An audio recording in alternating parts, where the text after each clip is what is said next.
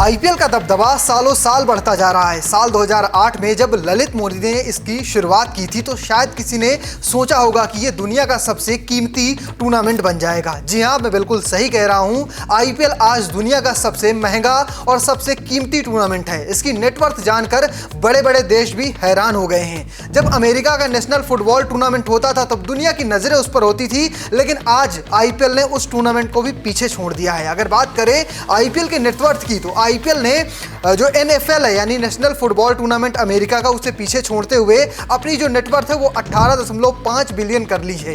इस वक्त अगर बात करें एनएफएल की तो उसकी जो नेटवर्थ है वो मात्र 18 बिलियन है, यानी 18 बिलियन डॉलर है। और जो आईपीएल है उसने 18.5 बिलियन डॉलर इस बार आईपीएल के बाद हासिल की है। ये दिखाता है कि आईपीएल सालों साल बढ़ता जाएगा। आने वाले समय में इससे और भी सितारे निकल कर आएंगे। लेकिन आपको कुछ चौंकाने वाले फैक्ट हैं वो भी बता देता हूं कि इस बार एक संस्था है हुली हॉर्न लॉकी, जिसने इस आईपीएल के जो टीमें हैं उनके लिए भी एक कह सकते हैं उनकी नेटवर्थ निकाली। और इसमें जो चौंकाने वाला नाम निकल कर सामने आया वो आरसीबी का है। आरसीबी ने आज तक सिर्फ एक ही आईपीएल की ट्रॉफी जीती है। इन सब के बावजूद भी उसकी नेटवर्थ चेन्नई हो, मुंबई हो या फिर आरसीबी मतलब दूसरी और टीमें, उन सब पर आरसीबी अकेले भारी है। जी हाँ, आईपीएल में जो सबसे महंगी टीम है या कहें जिसकी नेटवर्थ सबसे ज्यादा है वो आरसीबी है। तो चलिए आपको इस वीडियो में इस रिपोर्ट्स के बारे में विस्तार से दिखाता हूं। हुली हॉर्न की जब रिपोर्ट आई तो उसमें दावा किया गया कि दुनिया की जो सबसे फेमस स्पोर्ट्स लीग है उसमें किसकी नेटवर्थ सबसे ज्यादा है। तो पहले आंख मूंद कर ये कहा जाता था कि एनएफएल यानी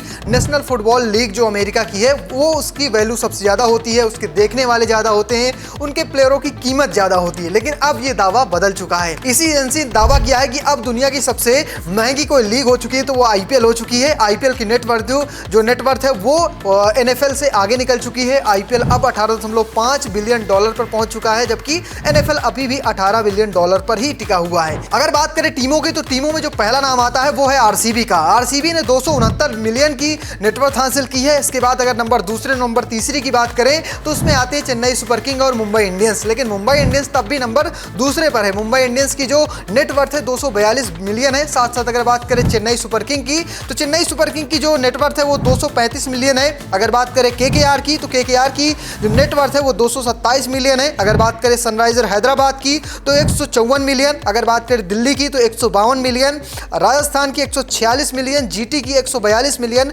पंजाब की 141 मिलियन और बात करें लखनऊ सुपर जायंट्स की तो काफी कम 122 मिलियन। यह है 10 टीमों की जो नेटवर्थ है जो निकाली गई है। आईपीएल इस समय विश्व का सबसे महंगा टूर्नामेंट है जिसकी नेटवर्थ है 18.5 बिलियन डॉलर। अगर बात करें टीमों की तो सबसे महंगी टीम है आरसीबी जिसकी नेटवर्थ है 269 मिलियन। अगर बात करें इस खेल के खिलाड़ियों की तो इस खेल में हर साल नई नई बोलियां लगती हैं, नए नए रिकॉर्ड्स टूटते हैं। अगर बात करें इस पूरे टूर्नामेंट के सबसे महंगे खिलाड़ी का तो नाम है ऋषभ पंत का, जिन्हें लखनऊ सुपर जायंट्स ने इस साल मेगा ऑक्शन में खरीदा था। उन्हें 27 करोड़ की भारी भरकम रकम चुकाई गई थी।